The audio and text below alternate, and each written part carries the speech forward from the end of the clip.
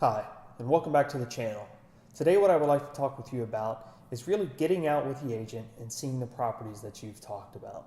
So up until this point, you found an agent, you've really detailed what your wants and needs are, you've had an opportunity to sit down with him at lunch and really develop a personal relationship, and you've outlined what it is you're after, and the agent has hopefully put together a list of properties for you.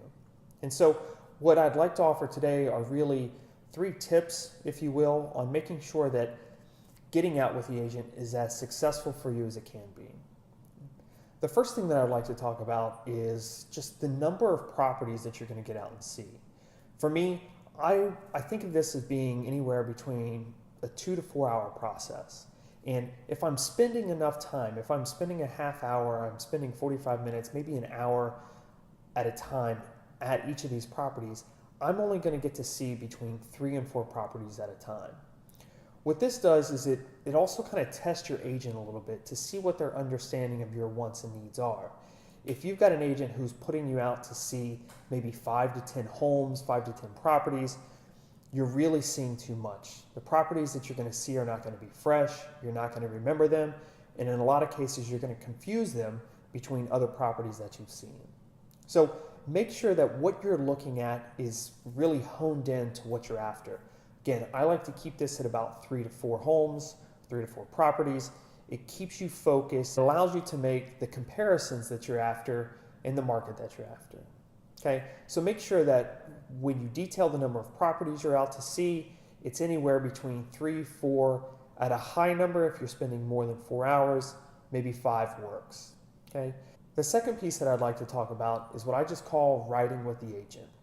Now, there are some agents who will potentially give you, addresses to properties and ask you to meet them or ask you to follow them around as you go from property to property. I just don't think that works. I think the best way to develop a relationship and get to know your agent and get to know the area is to ride with your agent from property to property. This gives you time to discuss the future properties that you're going to. It gives you an opportunity to really ask questions, and it also gives you an opportunity to see if they've planned for you in the right way. And what I would also do is encourage you to really quiz the agent as you're riding around with them. Ask them questions about the location, ask them about the neighborhood, ask them about the school district that you may be involved with. And what it does is it allows you to give kind of real-time feedback. In a lot of cases, giving that feedback can potentially even change the searches that you're after. So, if you want something that's, maybe more friendly to children, then maybe it gives the agent an opportunity to change the search a little bit for future rides that you may take with them.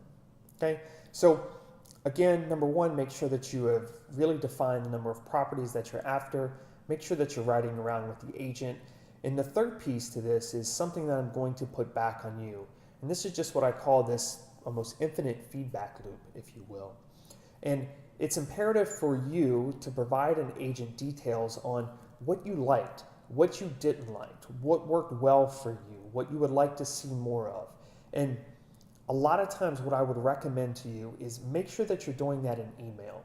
If it's over the phone, there may be things that are lost. There may be times that things aren't, maybe articulated well, but in an email, it allows you to go back and trace what you've told your agent and really have a conversation about that email with them so that they know what you're looking for.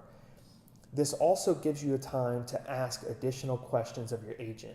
If you were in a specific neighborhood and you want to know more about that neighborhood and you liked it because you were there, ask your agent questions. This continuous feedback loop is only going to provide you with a better experience and give your agent an opportunity to really deliver to you what you're after. So this also allows you to really refine your search, and it also drives home that effective communication that I'm going to constantly preach to you when dealing with your agent.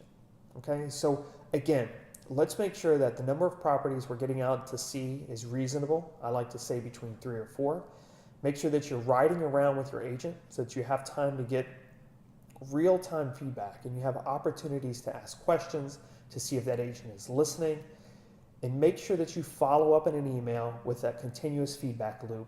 Ask the questions you want, get the answers that you need, and make sure that that agent is now refining your search to give you exactly what you're after. I hope today's video was helpful for you. I also hope that it drives home the importance of effective communication and really working to develop a relationship with your agent. Okay? As always, make sure you subscribe to the channel.